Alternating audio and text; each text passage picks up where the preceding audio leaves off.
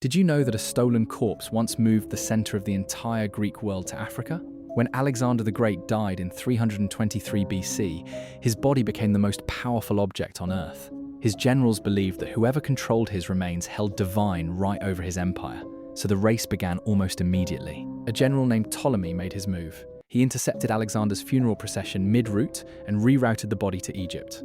Not by accident, not by force of battle, by calculated theft. And it worked. Ptolemy built a grand tomb in Alexandria and placed Alexander at its center. People came from across the known world to pay tribute. The city became the spiritual heart of Greek civilization, drawing scholars, philosophers, and kings. Around that tomb grew the greatest library in the ancient world. Ptolemy never won a single great battle for the throne. He didn't need to. He understood something most conquerors miss. Power isn't just armies. Power is symbols. He stole a body and built a civilization.